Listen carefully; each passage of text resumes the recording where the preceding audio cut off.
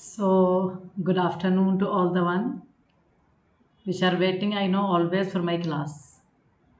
Some of you are very fond of chemistry, I know, and some of you have decided कि हम तो chemistry में ही आगे कुछ करने वाले हैं.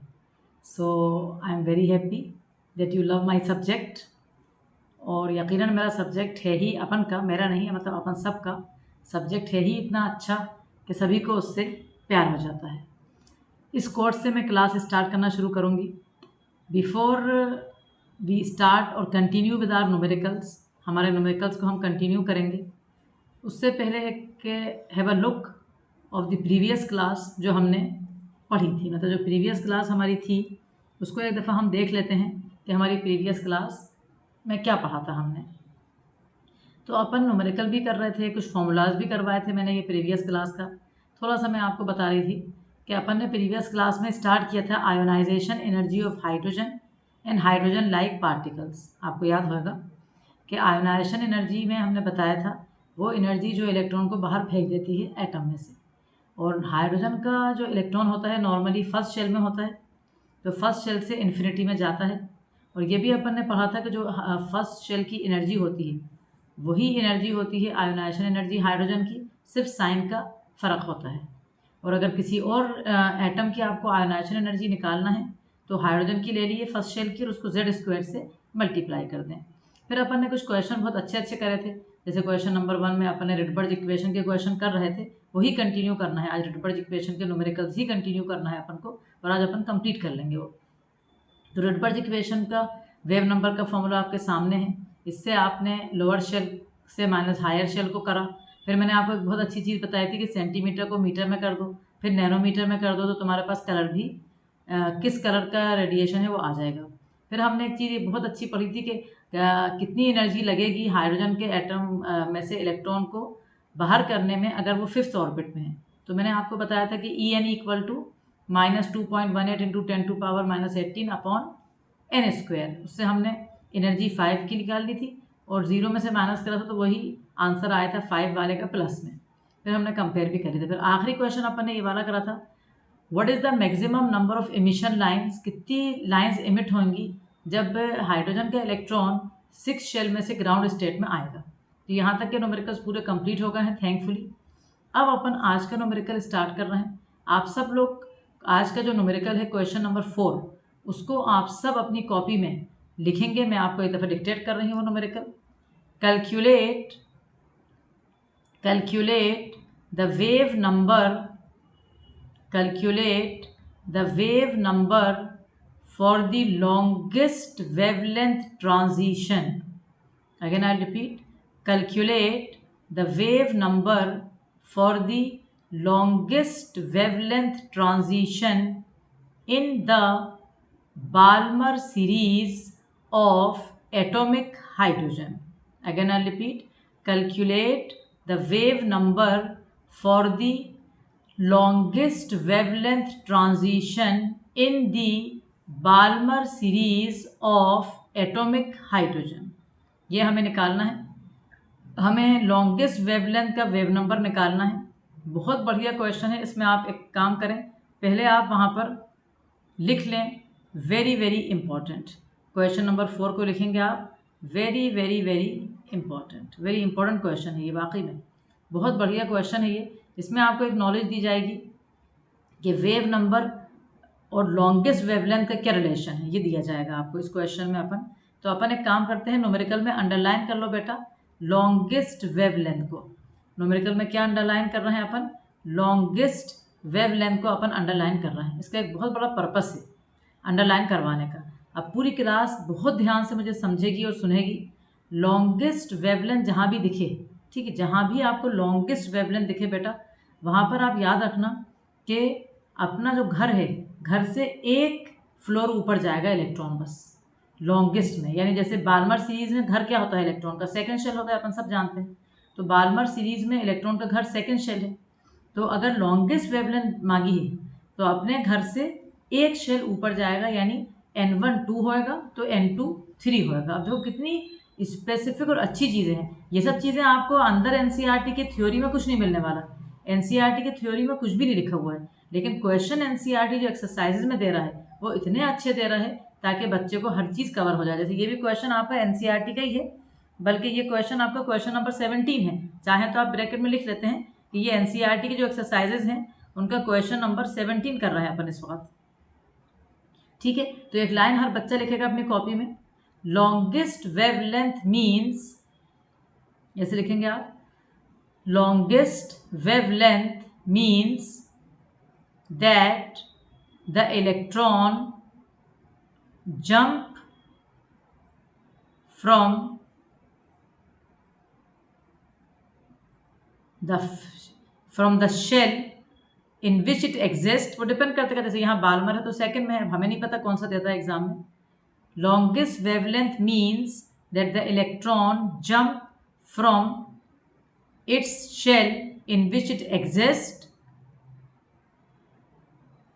to the next shell, to the next shell, underline कर दो नेक्स्ट शेल को। समझ गए लॉन्गेस्ट वेवलेंथ का मतलब सब लोग? सो वेरी गुड, और बहुत ही बढ़िया क्वेश्चन। अब इसके अंदर आपका बाल्मर है, तो हम सब जानते हैं कि बाल्मर में जो उसका N1 है, जो घर है वो सेकेंड शेल है, तो जो N2 होएगा यहाँ पर वो होएगा थर्ड शेल, क्योंकि लॉन्गेस्ट वेवलेंथ कहा है तो N2 हमारा क्या होगा, थर्ड शेल। और डायरेक्ट वेव नंबर मांगा है तो फिर अपने पास वेव नंबर वाला फॉर्मूला अपन सबके पास है। तो ये वेव नंबर इक्वल टू आप सब जानते हैं हाइड्रोजन है तो Z² लिखने की जरूरत ही नहीं है, 109677, ये नंबर मैंने याद करवा चुकी हूँ बहुत दफ़ा, अपॉन मतलब इंटू 1 अपॉन N1² कितना है हमारा, N1² आपका 2 है, तो वह ये पूरा फॉर्मूला पहले लिख लो, फिर उसके बाद सब्सटीट्यूशन कर देंगे अपन। 1/N1² minus 1/N2²। उसके बाद मैंने म्यू बार लिखा, म्यू बार इक्वल टू 109677, ठीक है, ब्रैकेट खोला, 1/N1 मेरा 2 है तो 1/4 माइनस 1/N2 मेरा 3 है तो 1/9। ठीक है बेटा, अब इसका LCM तो आप सब जानते हैं कि 36 आ जाएगा, तो 9 मतलब ये, अब ये कैलकुलेशन मतलब करना इतना टाइम उसमें लगाना मुझे लगता है कि इतना सख्त ज़रूरी नहीं है कि अपन उसमें इतना टाइम लगाएं, बल्कि चाहो तो लगा भी सकते हैं। चलो लिख लेते हैं यहाँ पर, तो वेव नंबर हो जाएगा 109,677 इंटू 5/36 ना, यहाँ तक तो सबने कर ही लिया, इसका LCM 36 ले लिया तो ये आ गया यहाँ पर, समझ गए आप लोग ना, 36 के बाद ये आ गया 36 में 4, तो ये हो गया पूरा आपका इसका कंप्लीट हो गया ये, तो 5/36 हो गया। अब ये जो आंसर आ रहा है आपका, ये आपका पर सेंटीमीटर में आंसर आएगा, जो भी आंसर है ये अपन इसको लिख लेते हैं, ये है 1.523 इंटू 10⁸ पर centimetre.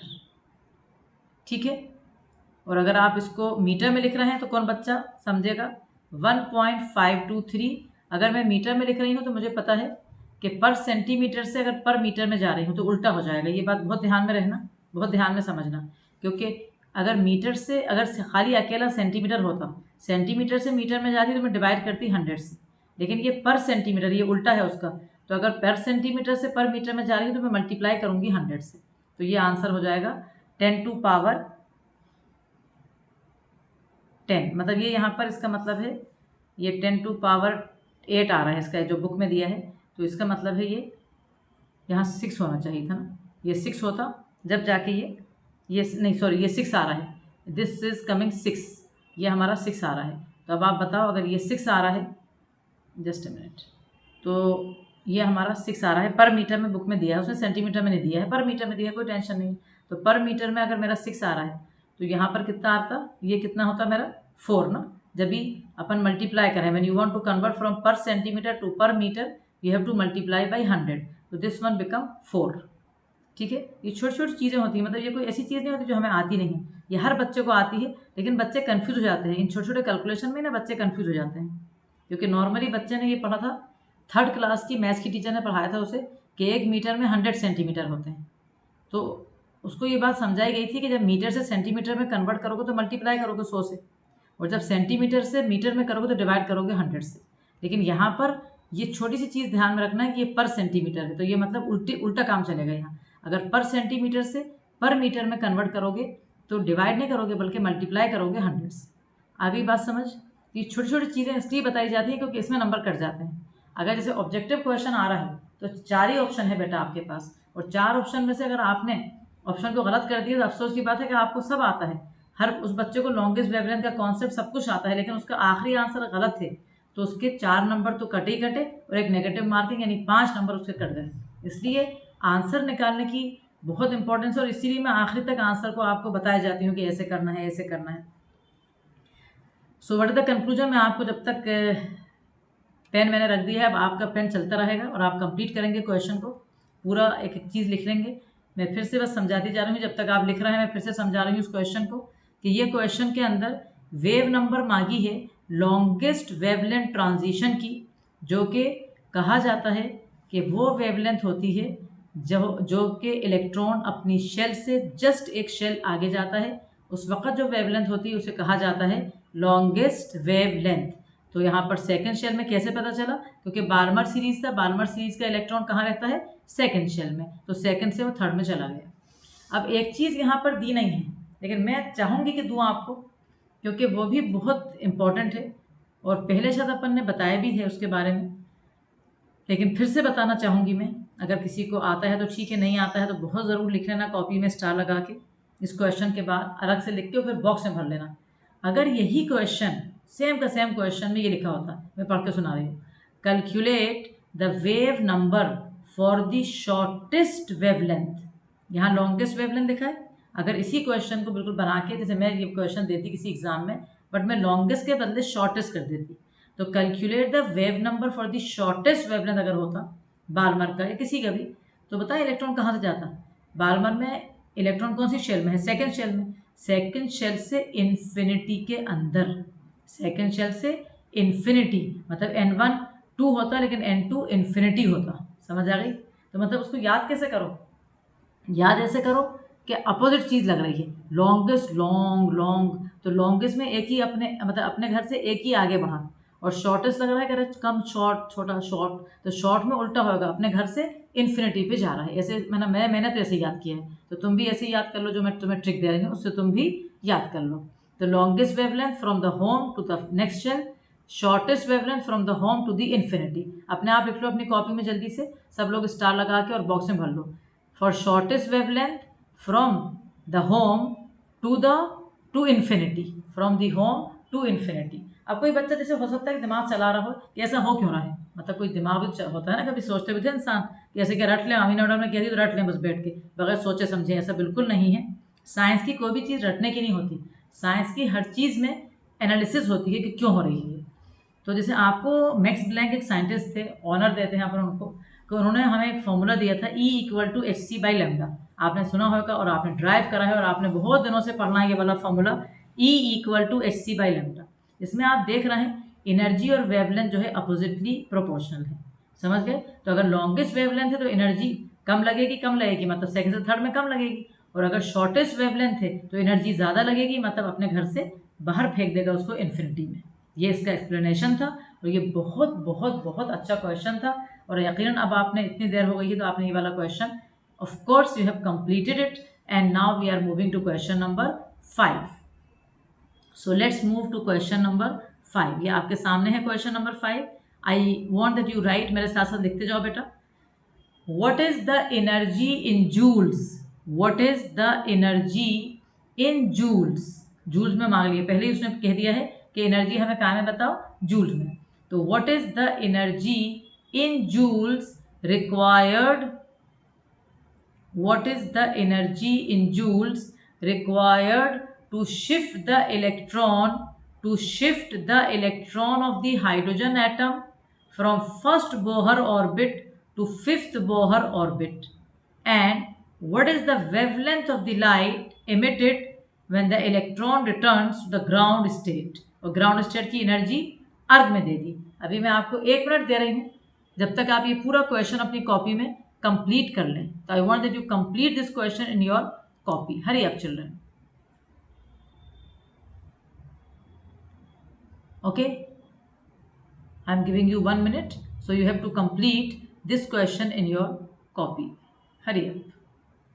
And all these question अगर आप इनकी प्रैक्टिस कर ली, अगर आपने मन लगा के इनकी प्रैक्टिस कर ली, तो फिर आप देखना कितना बढ़िया आपको सब समझ में आएगा एंड आपको मज़ा आएगा इसके अंदर।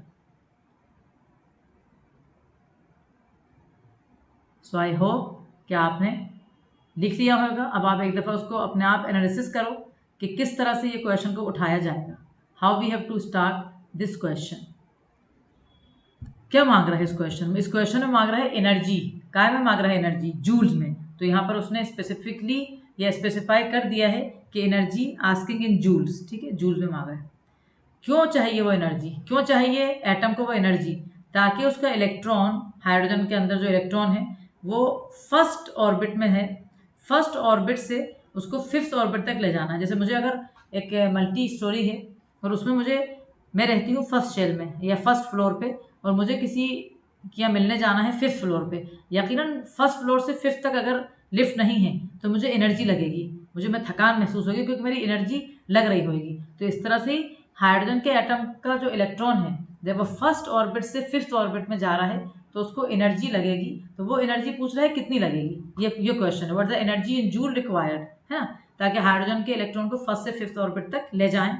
एंड उसके बाद जब एनर्जी निकाल लोगे फिर कह रहा है what is the wavelength of light emitted, कितनी वेवलेंथ निकलेगी लाइट की जब इलेक्ट्रॉन वापस आ रहा होगा अपने ग्राउंड स्टेट में, मतलब सेकंड से फिफ्थ में गया। जैसे मैं अगर किसी के यहाँ मिलने गई हूँ, फिफ्थ स्टोरी पे रहता है वो, तो फिफ्थ फ्लोर पे मैं मिलने गई तो यकीनन वहीं तो नहीं रह जाऊंगी। मैं मिलने के 1 घंटे के बाद अपने घर आ जाऊंगी वापस अपनी सेकंड शेल पे या फर्स्ट शेल पे जहाँ भी मैं रहती हूँ। तो ऐसे ही कह रहा है जब इलेक्ट्रॉन वापस आ रहा होगा अपने घर पे तो जो वेवलेंथ वो इमिट करेगा वो कितनी होगी। मतलब मेरा एक स्टाइल है कि हर क्वेश्चन को इंग्लिश में कितना भी पढ़ लो, इंग्लिश अच्छी बात है, इंग्लिश में पढ़ना चाहिए अपन को, लेकिन अपन उसको अपनी लैंग्वेज में ट्रांसलेट कर लिया करो। जैसे ही अपन अपनी लैंग्वेज में ट्रांसलेट करते हैं इमीडिएटली वो दिमाग में घुस जाती है बात और वो समझ में आने लगता है। इसको भी मैं चाहो तो लिख देती हूँ आपको। ये क्वेश्चन नंबर बुक का कर रहे हैं अपन, ये वाला अच्छे से क्वेश्चन है पूरे एनसीईआरटी के। ये क्वेश्चन नंबर 18 है आपका, तो आप चाहो तो यहाँ लिख लोगे question number 18 you are solving. This is question number 18 we are solving. अब यहाँ पर एक बहुत ही स्पेशल बात है जो आपको दिख रही है, वो आपको ध्यान में रखना है बहुत अच्छी तरह, क्योंकि यहाँ पर जो ग्राउंड स्टेट इलेक्ट्रॉनिक एनर्जी दी है आपको, ये आप देखें ध्यान से, ये आपको दी हुई है 2.18 इंटू 10⁻11 अर्ग। एक्चुअली होता क्या है, जब हमें कोई डाटा दी जाती है, जब भी कोई डाटा दी जाती है ना तो उसको हमें यूज़ करना चाहिए। इसको बगैर यूज़ करे आप अपने मन से कुछ भी कर लोगे तो नहीं कर सकते।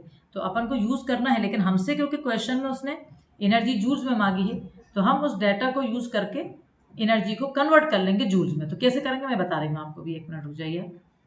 मतलब अपन क्या करेंगे इसमें, सबसे पहले जब ये क्वेश्चन उठाएगा बच्चा एग्जाम में या कहीं पर भी, तो उसको सबसे पहले ये बताना होगा एग्जामिनर को कि 1 जूल, ये बताना होगा कि उसको ये बात पता है, इक्वल टू 10⁻7 अर्ग। ठीक है बेटा, इसको आप बॉक्स में भर लो। ये बहुत बढ़िया कन्वर्जन है केमिस्ट्री का, फिजिक्स का, सबका, ताकि याद रहे। 1 जूल में कितने अर्ग होते हैं? 10⁻7 अर्ग। अब आप ध्यान दो, अगर ये 10⁻11 है ना, और अर्ग से आपको अगर जूल में कन्वर्ट करना, जूल से अर्ग में करना होता तो 10⁻7 से मल्टीप्लाई करते, लेकिन अर्ग से अगर जूल में करना है तो 10⁻−7 से करोगे। तो 11 में 7 और जोड़ दो, कितना हो जाएगा? 18। तो वही आंसर आ जाएगा 2.18 into 10⁻18 erg. Is it clear too? Yes और नो? तो आपने जब ये बात बता दी उसको, फिर आप ये भी कन्वर्ट कर दो यहाँ, and then you can use normally 2.18 into 10⁻18 वाला फॉर्मूला ही यूज करेंगे। तो अपन ने लिख के बताया कि 1 जूल इक्वल टू 10⁻7 अर्ग। सो E1, ये E1 है ना, ग्राउंड स्टेट यानी E1 equal to -2.18 into 10⁻18 into 10⁻7। What you are doing, sorry -11 था ये, 11 -2.18 into 10⁻11 into 10⁻7। You are converting erg into joule, so you will be getting the answer -2.18 into 10⁻18 joule. अब अपना कोई tension नहीं। क्यों अपना टेंशन खत्म हो गया बेटा? इसलिए अपना टेंशन खत्म होगा क्योंकि हमने उसको ऑलरेडी कन्वर्ट कर लिया है जूल में। अब हम डायरेक्ट फॉर्मूला लगा सकते हैं रेडबर्ज इक्वेशन का और हम जूल में उसको बता सकते हैं। ठीक है, आप सबको पता है एनर्जी का फॉर्मूला जूल में, एक दफ़ा रिवाइज कर लो। Rydberg equation in terms of joule. आज का जो क्लास है वो पिछली क्लास से अपन क्या क्या मतलब अपना फोकस क्या है, numericals of Rydberg equation which is the most important part of this chapter. तो उसको आज अपन खत्म करने वाले हैं, रेडबर्ज इक्वेशन के सारे न्यूमेरिकल्स, और आप उसमें मास्टर होना बहुत जरूरी है आपको, ये आपको दिमाग में बैठाना है। I should know each and every numerical of Rydberg equation. So the formula is delta E equal to -2.18 into 10 to power -18, Z square नहीं है हाइड्रोजन है, into 1/n1 square -1/n2 square. Let us write down the formula first. तो यहाँ हम formula लिख रहे हैं delta E equal to -2.18 into 10 to power -18 into 1/n1 square -1/n2 square. आप देखते हो कि मैं हमेशा फॉर्मूलों को पहले जनरल फॉर्मूला लिखती हूँ जरूर। क्यों लिखती हूँ मैं जनरल फॉर्मूला? क्योंकि उसके मतलब बताना पड़ेगा ना कि हमें फॉर्मूला बताना तो पड़ेगा, हम फॉर्मूला यूज कौन सा कर रहे हैं। अब इसमें हम सब्स्टिट्यूट करेंगे -2.18 into 10 to power -18 into 1/n1 तुम्हारा कितना है बेटा, फर्स्ट बोहर ऑर्बिट में, यानी 1 स्क्वायर यानी 1 ही रहेगा, माइनस n2 आपका कितना है, फिफ्थ ऑर्बिट में गया है, 5 का स्क्वायर 25। आ गया समझ? अब इसके बाद जब आप करोगे तो आपका जो वैल्यू आ रही है इस पूरे की, वो वैल्यू आ रही है 2.09 into 10 to power -18, 2.09 into 10 to power -18। Don't forget to write the unit joule. यहाँ तक कर लो जल्दी से। और यहाँ पर LCM 25 लोगे तो 24/25 को जब इससे मल्टीप्लाई करोगे इस नंबर से, तो आपके पास नियरली सेम आ रहा है, 2.09 और 2.18 में ज़्यादा अंतर नहीं है, इंटू 10 टू पावर -18 जूल। ये पहला पार्ट है क्वेश्चन का कि एनर्जी मांगी है उसने हमसे जूल में, जब इलेक्ट्रॉन जा रहा था फर्स्ट शेल से फिफ्थ शेल में। उसके बाद सेकेंड पार्ट आ रहा है, first you finish this part then we will do the second part. Okay और क्या पूछ रहा है? और पूछ रहा है कैलकुलेट द एनर्जी हो गया। Now they are asking calculate the wavelength of the light emitted when the electron return to the ground state। अब जब वो ग्राउंड स्टेट में आ रहा है तो हमें वेवलेंथ निकालना है, तो कोई टेंशन नहीं है। हमने मैक्स प्लैंक इक्वेशन पढ़ा हुआ है जो कि कहता है कि delta E equal to H C by lambda, ये पता है। तो लेमडा इक्वल टू क्या हो जाएगा, h into c upon delta E, correct. अब उसकी वैल्यूज लगा दो, 6.626 into 10 to power -34 into velocity of light है 3 into 10 to power 8 divided by delta E, that is हमने निकाली है 2.09 इंटू 10 टू पावर -18। और ध्यान में रखना बेटा, जब भी आप जूल में ले रहे हो एनर्जी और मैक्स प्लैंक को आप ले रहे हो जूल इंटू सेकेंड में, तो जो वेवलेंथ है वो आपकी मीटर में आएगी, ठीक है, क्योंकि जूल इज SI यूनिट और वेवलेंथ की SI यूनिट मीटर है, तो your answer will be in metre. तो अपना आंसर आएगा, इसको अपन जैसे इन्होंने क्या है कि ये लोग ने बुक में सेंटीमीटर में दिया हुआ है, तो उसमें कोई प्रॉब्लम नहीं है, हम उसको मीटर में कर लेंगे। आप बताइए सेंटीमीटर से मीटर में करने में आपको डिवाइड करना है बस। जैसे अगर आपके पास वैल्यू में बता रही हूँ 9.51 इंटू 10 टू पावर -6 सेंटीमीटर है, अगर -6 से, तो सेंटीमीटर से मीटर में आपने डिवाइड कर दिया, कैसे, 100 से, तो वो अपॉन 100 हो गया, तो ऊपर आ गया वो 10 टू पावर -2 से, तो मतलब ये आ जाएगी 10 टू पावर -8 से मीटर में। तो ये वैल्यू हो जाएगी 9.51 into 10 to power -8 centimetre, sorry metre. ये हमारी वेवलेंथ की यूनिट आ गई। अब आपका क्वेश्चन हो सकता है दिमाग में आपके आ सकता है कि मैडम सेंटीमीटर में उन्होंने क्यों निकाला, क्योंकि वहाँ पर अर्घ दिया हुआ था, तो एक चांस ये भी है कि आप अर्घ है तो आप सेंटीमीटर में निकाल लो, लेकिन हमने ऐसा नहीं करा, हमने ईजी कर दिया, हमने शुरू से ही जूल को अर्घ में कर दिया, हमने जूल को अर्घ में कर लिया है अपन लोगों ने, तो फिर अपन क्यों टेंशन लें, अपन ने जूल से ही करा है क्वेश्चन। तो जूल से अगर बस मैं तो सिर्फ इतना समझा रही हूँ कि अगर जूल से कर रहा हो तो मीटर में ही आएगा, और अगर अर्घ से करते तो सेंटीमीटर में आता है, क्योंकि अर्घ CGS यूनिट है और जूल जो है SI यूनिट है, ठीक है। छोटी छोटी बातें लेकिन ध्यान में रखना है। अगर आपने जूल में कन्वर्ट कर लिया यानी आपने मीटर में कर लिया, then you can get the value in metre directly. So please finish the question. Question is not difficult but question require mathematical calculation, इसलिए क्वेश्चन में थोड़ा सा टाइम लगता है, क्योंकि we normally use mathematical calculations very much in chemistry in class 11 as well as in class 12th. Okay, so this is question number 5. Let us take fraction of second to finish it. Hurry up children. I hope that you have finished question number 5.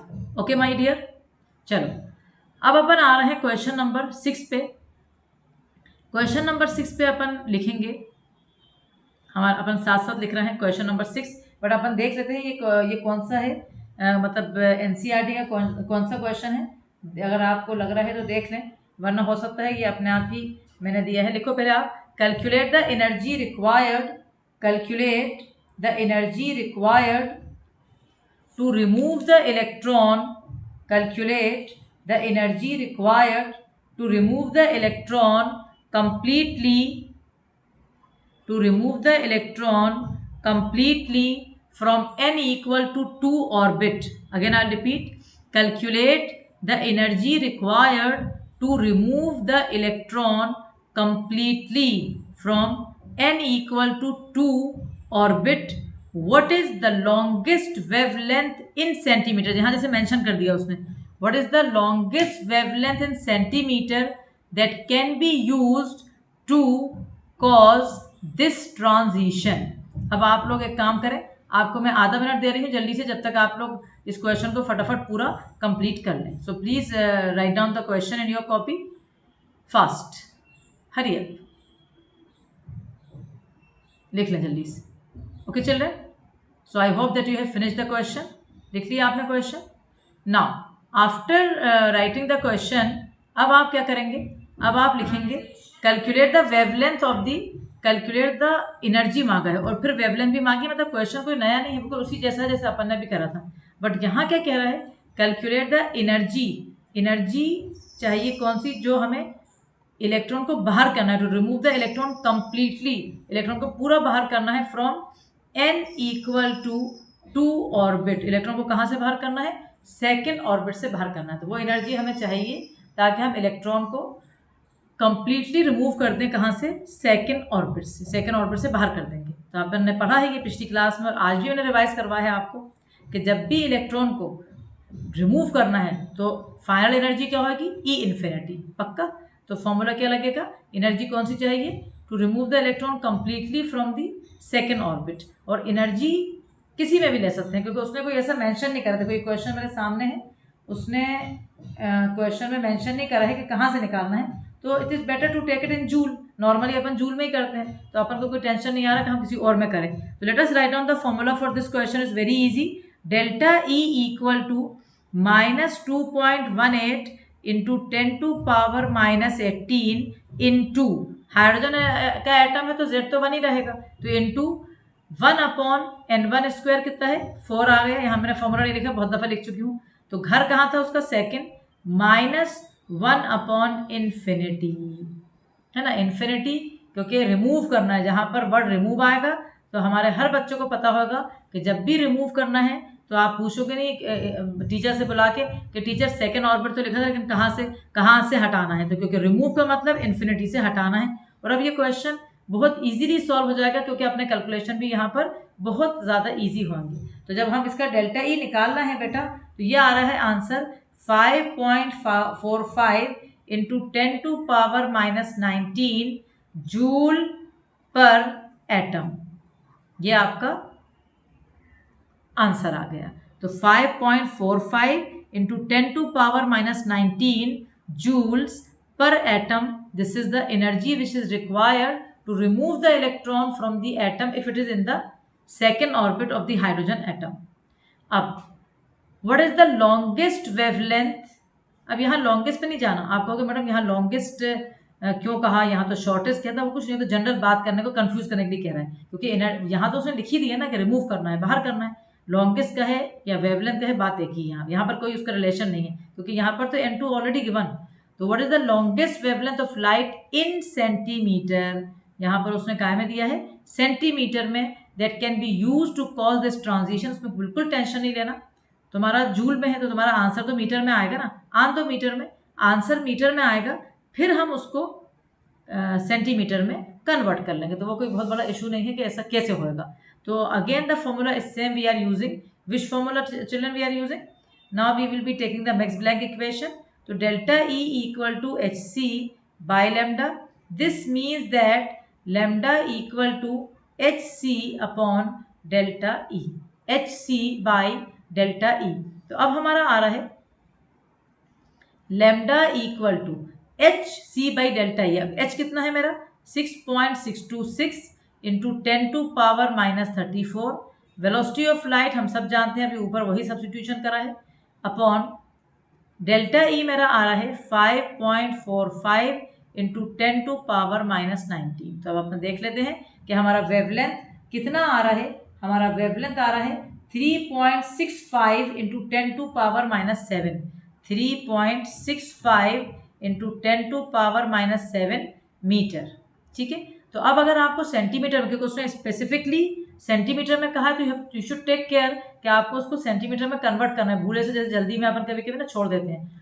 तो 1 metre में 100 centimetre है, 10⁻2 से multiply करोगे तो ये answer आपका आ जाएगा 3.65 into 10⁻⁻5 metre, sorry centimetre.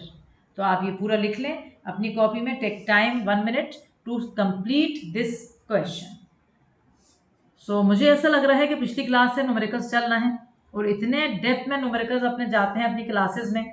मैंने देख रही हूँ कि हर टीचर ही अपने उससे मतलब बहुत क्वेश्चंस करवा रहा है, आप लोगों को असाइनमेंट दे रहा है. तो मुझे ऐसा लग रहा है कि आपने यकीनन आपको लग रहा होगा कि डीएससी क्लासेस आर यूनिक. उसमें हर टीचर अपना हिसाब से जो काम करवा रहा है वो बहुत यूनिक है. और केमिस्ट्री में आप देख ही रहे हैं कि कितने सारे क्वेश्चन करवा चुकी हूँ मैं अभी तक. स्ट्रक्चर ऑफ एटम और मोल कॉन्सेप्ट जो अपना रजिस्टर्ड क्लासेस में चल रहा है, मोल कॉन्सेप्ट, वहाँ पर भी कितने बढ़िया क्वेश्चन चल रहे हैं, कितना बढ़िया क्लासेस चल रही हैं अपनी रजिस्टर्ड वाली. और यहाँ पर भी आप देख रहे हो कि कितने सारे न्यूमेरिकल्स अपन एक एक टॉपिक खत्म करते हैं और उसमें इतने सारे न्यूमेरिकल्स अपन एक साथ सॉल्व करते हैं. So you are lucky people that you have registered. और अगर कोई आपके अभी भी फ्रेंड्स हैं ऐसे जिन्होंने रजिस्टर नहीं करा है, you have to tell them to come fast and register yourself in DSC classes. So I hope it is clear. Question number 6. Let's move further to the next question. A very very good question. ये दिमाग वाला question है. ये IIT advance का question है, और ये फिर आईआईटी जेई और नीट सब में आ चुका है. ये इस सेम मतलब आइडिया वाला. यहाँ पर लिखो आईआईटी, क्योंकि आपको पता होना चाहिए क्वेश्चन आईआईटी जेई में और आईआईटी एडवांस सब में आ चुका है. Very very good question. पहले मैं लिख लेंगे अपन साथ, फिर अपन इसको करेंगे. What transition in hydrogen spectrum, what transition in hydrogen spectrum would have the same wavelength, what transition in hydrogen spectrum would have the same wavelength as the Balmer transition n equal to 4 to n equal to 2 of He positive spectrum. जल्दी से complete करो, फिर मैं इसको हिंदी में समझाऊंगी. जब तक question को हिंदी में आप ट्रांसलेट नहीं करोगे आपको समझ में नहीं आता. इतना अच्छा नहीं आता जितना कि अपनी लैंग्वेज में आता है इंसान. So again I repeat. What transition in hydrogen spectrum would have the same wavelength as the Balmer transition n equal to 4 to n equal to 2 of He positive spectrum. ठीक है. तो ये मेरा क्वेश्चन हो गया. अब इसको मैं हिंदी में ट्रांसलेट करूंगी. समझिए अच्छी तरह मैं हिंदी में क्या ट्रांसलेट कर रही हूँ, क्या मतलब, क्या समझा क्या है. वो कह रहा है हाइड्रोजन के अंदर जो इलेक्ट्रॉन है, हाइड्रोजन स्पेक्ट्रम यानी हाइड्रोजन का इलेक्ट्रॉन कौन सी शेल से कौन सी शेल में जाएगा जब वेवलेंथ उसकी सेम होएगी. फॉर हीलियम के इलेक्ट्रॉन की जो वेवलेंथ थी वही हाइड्रोजन के इलेक्ट्रॉन की वेवलेंथ होएगी. और हीलियम का इलेक्ट्रॉन की वेवलेंथ कौन सी वाली, जब वो अपने सेकंड शेल से फोर्थ शेल में गया. मतलब वो ये कह रहा है कि जब हीलियम का जैसे इलेक्ट्रॉन दिया हुआ है, हीलियम का इलेक्ट्रॉन जब सेकंड शेल से फोर्थ शेल में जा रहा है, जो वेवलेंथ उसकी थी उस टाइम जब वो सेकंड से फोर्थ में गया और फोर्थ से जब वो सेकंड में वापस आया, जो वेवलेंथ उसने इमिट करी उतनी ही वेवलेंथ अगर हाइड्रोजन को दी जाए, उतनी ही वेवलेंथ इमिट करने के लिए हाइड्रोजन को दी जाए, तो हाइड्रोजन का इलेक्ट्रॉन कौन सी शेल से कौन सी शेल में आएगा. समझ आया मेरा explanation. Again I repeat the explanation. If suppose the electron of helium is moving from second shell to fourth shell. When it come back to the second shell, it will emit specific wavelength. They are asking if the wavelength is same for the electron of hydrogen atom, then the electron of hydrogen atom will move from which shell to which shell. ये question है, कितना बढ़िया question, और ये IIT का question और ये अपनी बुक का क्वेश्चन एक्सरसाइज थे, मैं देख के बता दी तुम्हें कौन सा क्वेश्चन है ये. Just a minute wait, I will check it is which question in your NCERT. ये आपका क्वेश्चन है बेटा, क्वेश्चन 33 कर रहे हैं अपन इस वक्त. This is question number 33. ये अपना एनसीईआरटी का क्वेश्चन नंबर 33 है. ठीक है, हम एक काम करते हैं, सबसे अक्लमंदी ये है कि हम पहले हीलियम का हमें दिया हुआ है उसमें, है ना, तो अब हीलियम का हमें दिया हुआ है तो हम हीलियम का पहले एक इक्वेशन बना लें हीलियम का. हम जानते हैं कि wave number equal to 1/λ equal to, अब हीलियम है तो RZ² आएगा. R लिख दो, मतलब रेडबर्ग्स कांस्टेंट लिख दो, R लिख दो, वैल्यू निकालने की क्या जरूरत है, अभी R ही रहने दो उसको, चाहो तो फिर 109677 लिख लेंगे बाद में, बट अभी रहने दो. इनटू Z कितना होगा स्क्वायर, हीलियम का एटॉमिक नंबर 2 है तो इनटू 4 ब्रैकेट 1/N1 4 है माइनस 1/N2 16 आ जाएगा. ये लिखा है अपन ने फॉर He पॉजिटिव. ध्यान से देखो, फिर से मैं समझा रही हूँ. अभी मैं वेवलेंथ या वेव नंबर का जो फॉर्मूला है रेडबर्ग इक्वेशन का, वो मैं किसके लिए लिख रही हूँ, मैं हीलियम के लिए लिख रही हूँ. आई नो दैट हीलियम जो है मेरा वो क्या है, उसका एटॉमिक नंबर 2 है, तो फॉर्मूला ये वाला लगेगा mu bar equal to 1/λ equal to R into Z², R into Z². ठीक है, ये वाला फॉर्मूला लगेगा. वेयर Z क्या है, Z हमारा एटॉमिक नंबर है, तो हीलियम का एटॉमिक नंबर 2 होता है तो इंटू 4 कर दिए, इंटू 1/N1², N1 2 है तो 1/4 माइनस N2 मतलब सेकेंड वाला N2² 4 है तो बाई 16. अब इसका एलसीएम आप 16 ले लोगे, तो इसको जब आप शॉर्ट करोगे तो ये हो जाएगा mu bar equal to 1/λ equal to 4R into, यहाँ 16 एलसीएम ले लिया तो 16 का ये कितना हो जाएगा 3/R, है ना.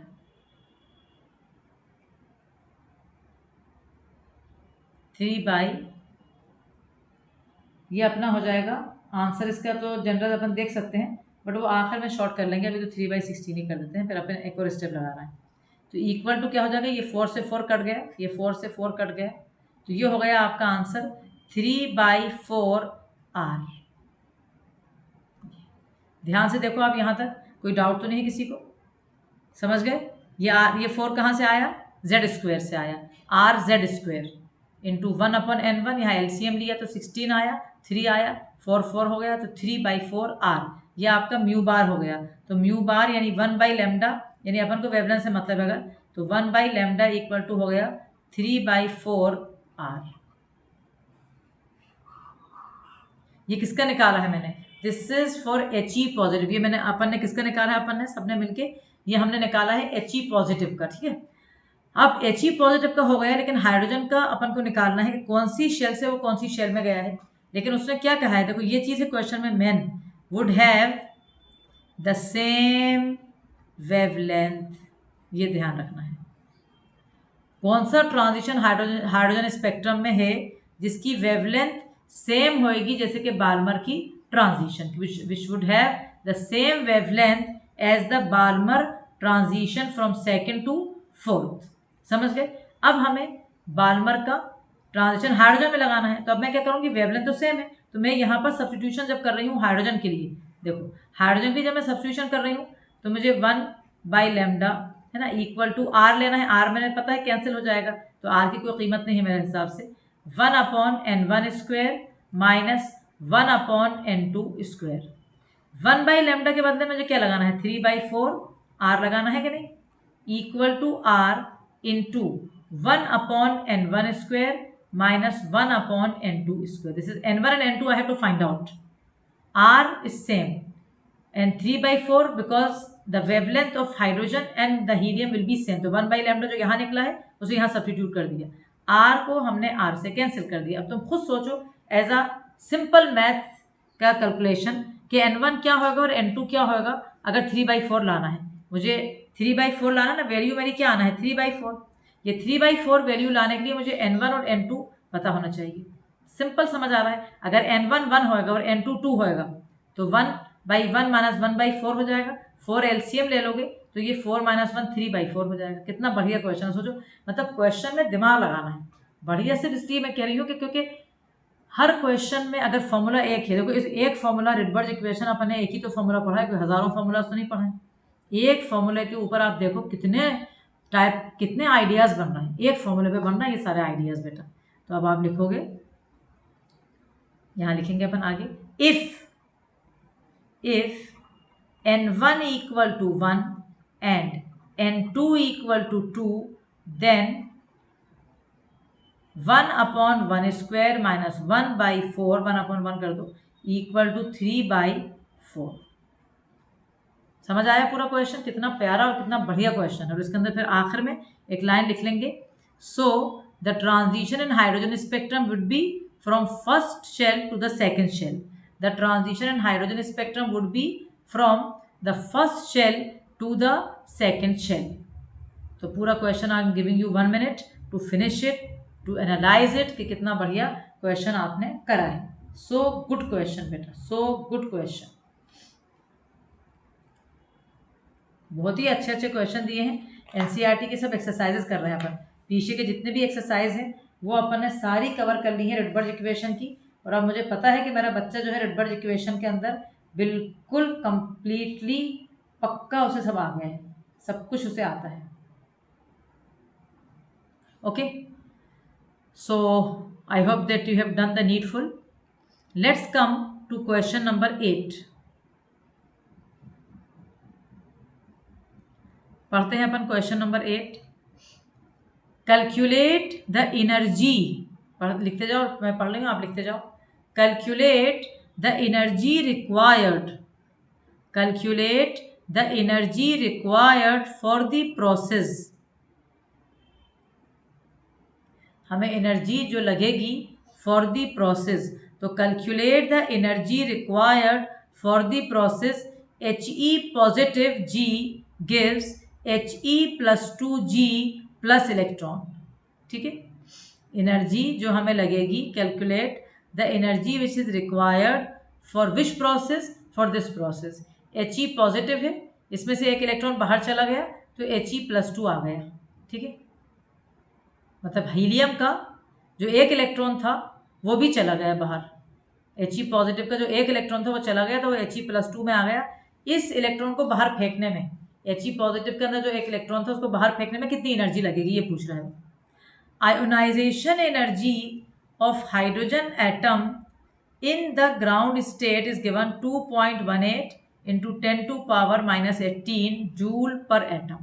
कितना प्यारा क्वेश्चन है, जो कल मतलब पिछली क्लास में, जो अपनी पिछली क्लास थी उसमें जो मैंने पढ़ाया था उसी के ऊपर ये क्वेश्चन बेस है बेटा, उसी टॉपिक पे बेस है। एक दफ़ा अपन उसको रिवाइज करवाना है टॉपिक को पहले, फिर अपन इस क्वेश्चन को उठाएंगे।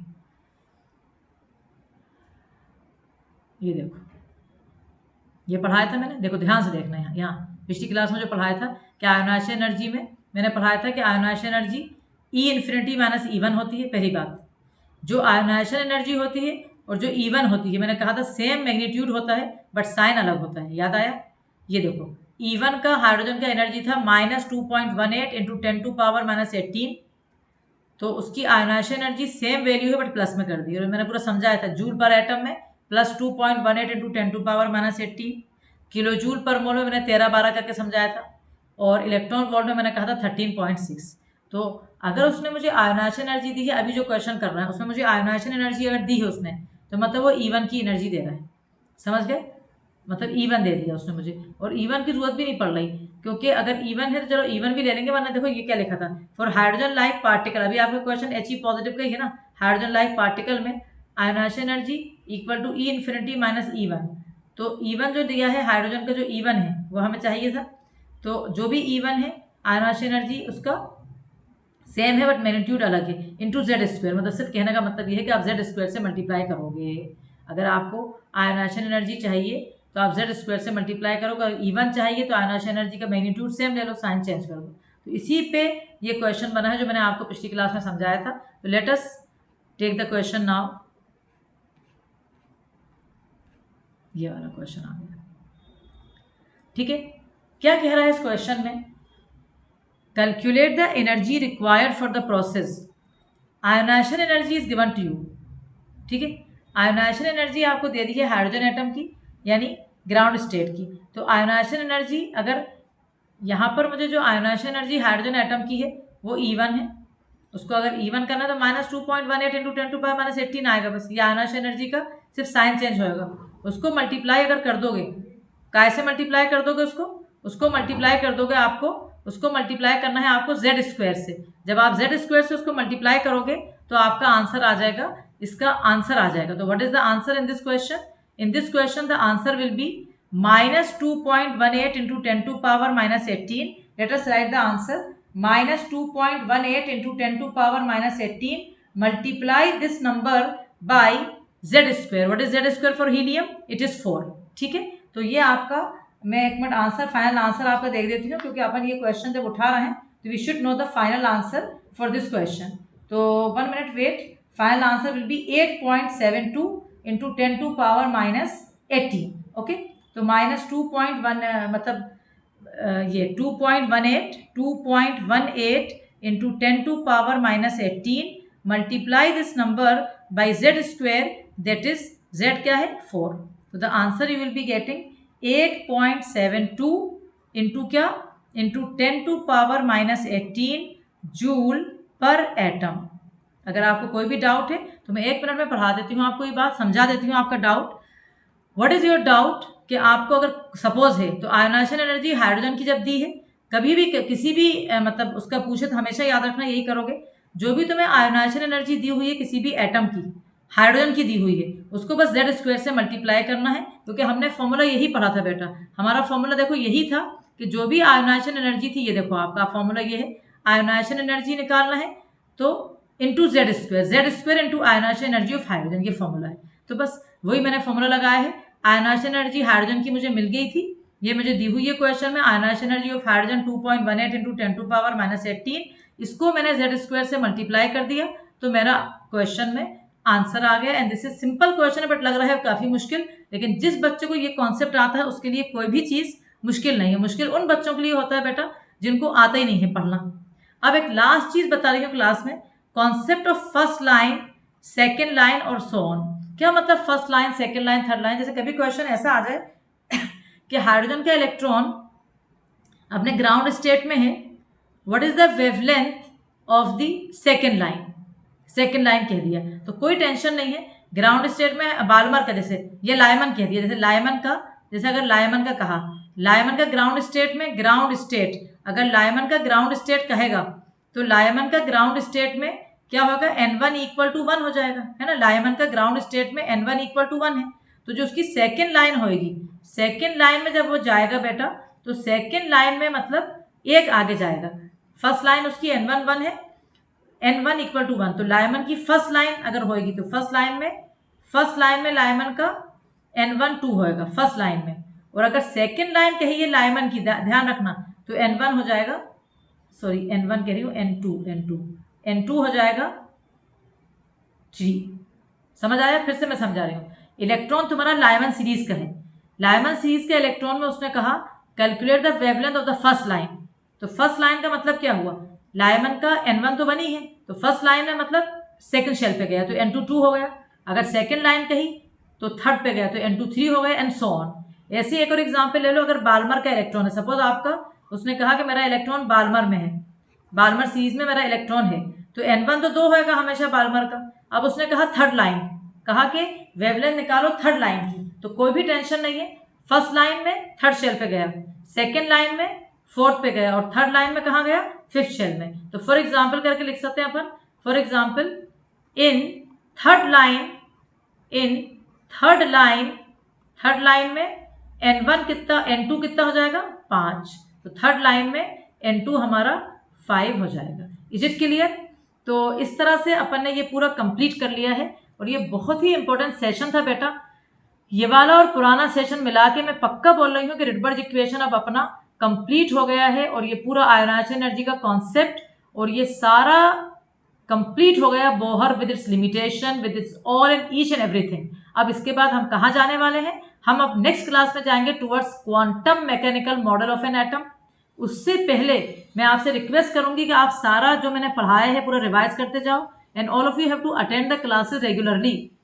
If the class is in YouTube, this mean it is you are blessed. कितनी अच्छी साफ क्लास होती है, कितना धीरे पढ़ाया जा रहा है, एक एक क्वेश्चन के लिए टाइम दिया जा रहा है, एक एक न्यूमेरिकल सॉल्व करवाया जा रहा है क्लासरूम में। तो why you are not taking the advantage of that? Okay, with this quote I pray that all of you and your parents एंड जो भी आपके रिलेटिव्स हैं, फ्रेंड्स हैं, सब लोग हेल्दी रहें, सब लोग सेफ रहें और सब अच्छे रहें, और आप अपने एजुकेशन में बहुत बहुत आगे बढ़ो।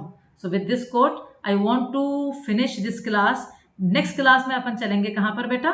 Towards mechanical model of an atom. जो नेक्स्ट क्लास में अपन वहाँ चल रहे हैं। जब तक के लिए आपको गुड बाय कह रही हूँ मैं। Bye bye all of you.